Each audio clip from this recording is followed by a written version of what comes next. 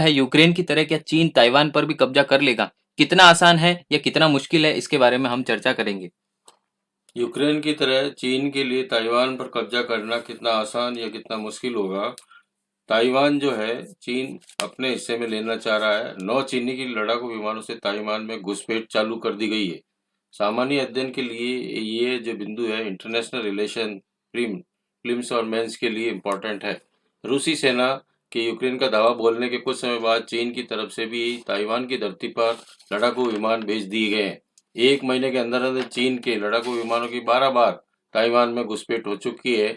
गुरुवार को चीन के 9 लड़ाकू विमान ताइवान के आसमान पर मंडराते हुए देखे गए हैं।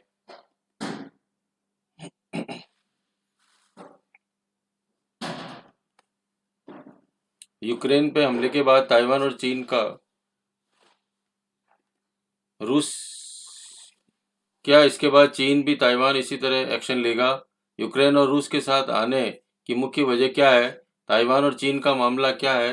यूक्रेन की तरह ताइवान कब्जा करना चीन के लिए कितना आसान और कितना मुश्किल होगा?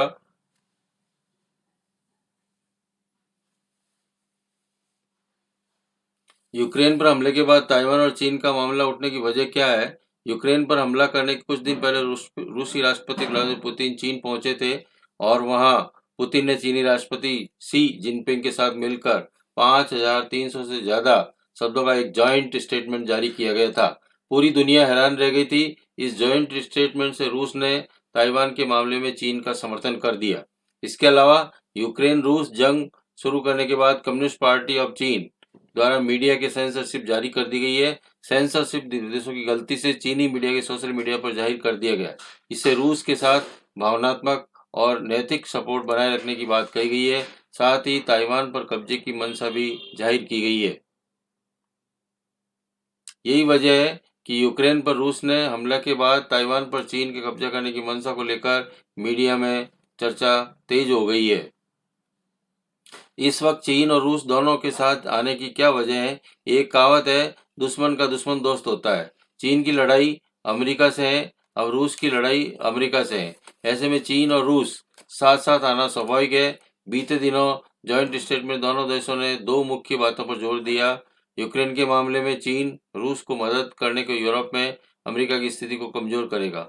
इसी तरह से साउथ चाइना सी ने अमेरिका को बाहर करने के लिए रूस का चीन साथ देगा।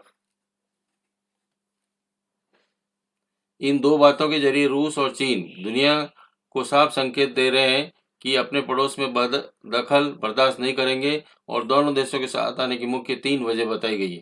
पहली, चीन और रूस विस्तारवादी नीति और अमेरिका का विरोध करता है। इसमें साउथ चाइना सी और ताइवान और यूक्रेन का मामला शामिल है। रूस अपने कुल एक्सपोर्ट का 14.3% सामान चीन को भेजता है और इसी वजह है कि अमेरिका यूरोप के टकराने के लिए रूस को चीन की साथ जारी है। रूस और चीन दोनों देशों की विदेश नीति यूरोप और अमेरिका के खिलाफ है। दोनों देशों के साथ आने की एक ये भी वजह नजर आ रही है। चीन और ताइवान की लड़ाई का इतिहास क्या है? चीन और ताइवान आपसी लड़ाई की कहानी 1949 से शुरू हुई। इससे पहले दोनों देश एक ही थे।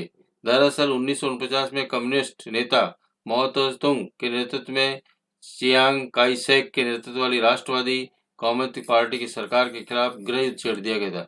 इसमें माओ से तुंग उनके समर्थकों की जीत हो गई। उसके बाद चियांग काई शेक अपने समर्थकों के साथ समुद्र पार कर ताइवान नाम से टापू पर पहुंच गए और कम्युनिस्टों के पास सेना लेकर समुद्र पार करने के साधन उस समय नहीं थे, इसलिए ताइवान नहीं गए। और उसके बाद चीन ने माओ ने सरकार बना ली और वहीं ताइवान में चियांग काई शेक के नेतृत्व वाली राष्ट्रवादी कम्युनिस्ट पार्टी बन गई। असली लड़ाई उसके बाद ही शुरू हुई है, जब माओ ने कहा कि पूरे चीन ने जीत उनकी हुई है, ताइवान पर उनका अधिकार।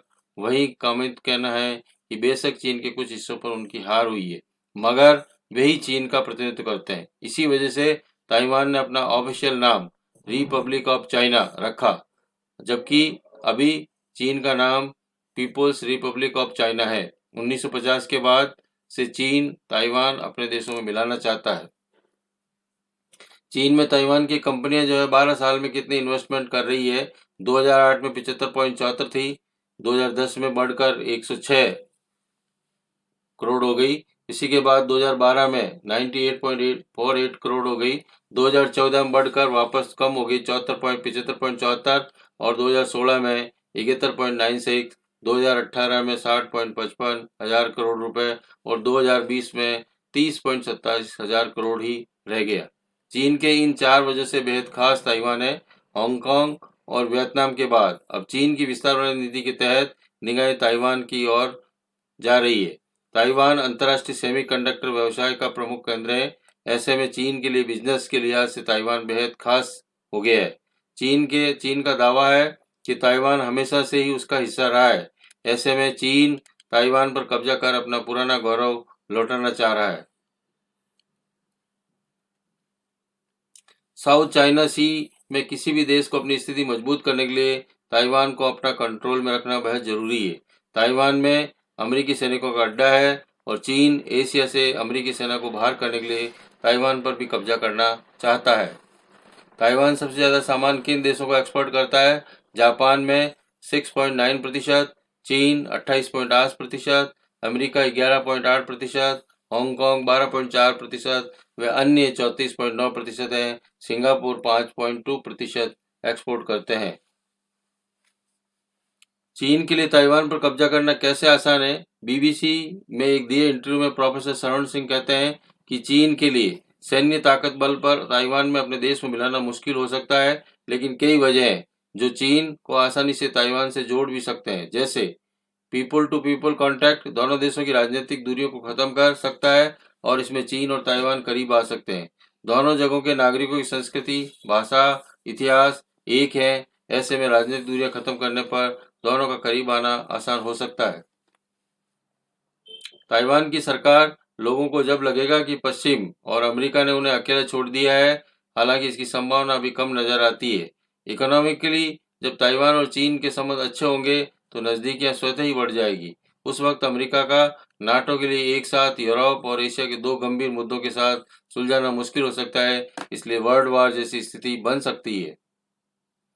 ताइवान में सबसे ज्यादा सामान किन देशों से इंपोर्ट करता है?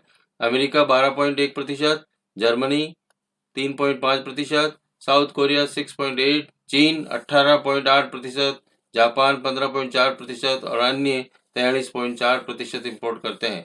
चीन के लिए ताइवान यूक्रेन जितना आसान क्यों नहीं है?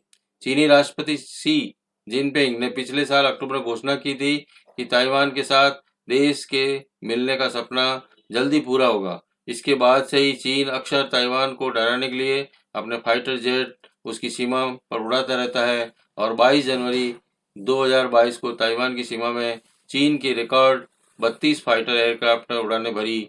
इन एयरक्राफ्ट को अपनी सीमाओं से बाहर करने के लिए ताइवान ने पिछले 2 साल में 7.46 हजार करोड़ रुपए खर्च किए हैं।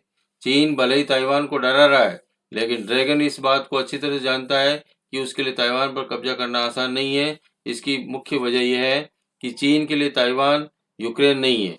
ये समझा जा सकता है कि 1979 में अमेरिकी कांग्रेस एक प्रस्ताव पास करके ताइवान को आर्थिक और सैन्य स्तर पर मदद की घोषणा की थी। सबसे ताज़ा आज तक अमेरिका ताइवान को मदद कर रहा है। ऐसे में अमेरिका आसानी से ताइवान को अपने हाथ से जाने नहीं देगा। नाटो के साथ जुड़ने पर यूक्रेन का पक्ष अभी तक साफ नहीं रहा है। वहीं ताइवान 1950 के बाद सीधे से अमेरिका से जुड़ा हुआ है। ताइवान पर कब्जा करने के लिए चीन को सिर्फ अमेरिका नहीं, जापान से भी दो दो हाथ करने पड़ सकते हैं। ऐसा चीन के लिए आसान नहीं होगा।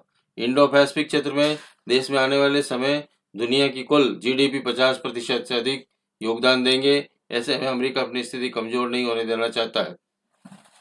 साउथ चाइना सी से लेकर 3 लाख करोड़ का सामान हर साल एक्सपोर्ट इंपोर्ट होता है। ऐसे में चीन को टक्कर देने के लिए अमेरिका हर हाल में इस ताइवान को बचाएगा।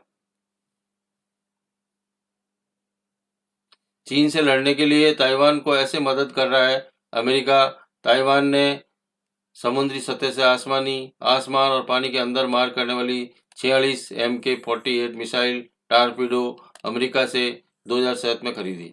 एक टारपीडो की कीमत 74.65 करोड़ है, लेकिन ताइवान ने अमेरिका से 40.31 लाख रुपए में खरीदा था। इसका मतलब साफ है कि अमेरिका ताइवान को काफी कम कीमत पर हथियारों को मुहैया या उपलब्ध करवा रहा है। ताइवान और अमेरिका के बीच में कब और कितना हथियार खरीदा गया है? तो 29 जनवरी 2017 को 10.74 हजार करोड़ रुपए का यहाँ पर रडार, मिसाइल और टॉप रीटो खरीदे गए हैं, जो कि यहाँ पर समुद्र के अंदर जो नेवल शिप्स होती हैं उनके लिए खरीदे गए हैं। और सितंबर 24 2018 को 2.49 हजार करोड़ रुपए के यहाँ पर F-16 जो लड़ाकू विमान है और साथ में C-13 जो हेलीकॉप्टर हैं वो खरीदे हैं। और साथ में अप्रैल 15 2019 को यहाँ पर 3.78 हजार करोड़ रुपए की यहाँ पर F-16 पायलट ट्रेलिंग और यहाँ पर सपोर्ट सिस्टम, यहाँ पर लॉजिस्टिक सपोर्ट सिस्टम यहाँ पर खरीदा गया है। और 8 जुलाई 2018 को यहाँ पर 8 जुलाई 2019 को यहाँ पर 16.84 हजार करोड़ रुपए का यहाँ पर 108 Mi-1A 2T के विमान खरीदे हैं। और साथ में 66 F-16 मिसाइल यहाँ पर अमेरिका से खरीदे हैं ताइवान ने। 20 मई 2016 को शेंगाई वैन ताइवान की राष्ट्रपति बनी और यहाँ पर 20 जनवरी 2017 को डोनाल्ड ट्रंप अमेरिका के राष्ट्रपति बने थे। इनके बाद दोनों ही देशों के बीच में कई हथियारों के समझौते हुए हैं। अमेरिकी राष्ट्रपति जब यहाँ पर डोनाल्ड ट्रंप बने थे तो व्यापारिक संबंध अगर कहीं देखे जाए तो अमेरिका ने बहुत ही लार्ज स्केल पर यहाँ पर उन देशों से भी संबंध बनाए थे जिन देशों के साथ अमेरिका की कुछ अनबन चलती थी। और ये एक व्यापारी होने के कारण एक व्यापार के मुद्दे से अमेरिका को बहुत ही ऊंचाइयों तक लेकर गए थे। पर वर्तमान में जो हमारे जो बाइडन हैं उनका रुख बहुत ही शांत और बहुत ही लेजी है। तो इस तरह से देखा जाए तो ताइवान पर किस तरह से सहायता पहुंचा पाएंगे या नहीं पहुंचाएंगे ये सारा देखने का मुद्दा रहेगा। पर चीन एक रंग की तरह, रूस की तरह अपना रंग बदल रहा है। तो अंतरराष्ट्रीय जियोपॉलिटिकल में जो सिनेरियो बन रहा है वहां पर अब किसी रोज ऐसा भी हो सकता है कि रूस की तरह चाइना भी अपना हमला बोल दे। दोनों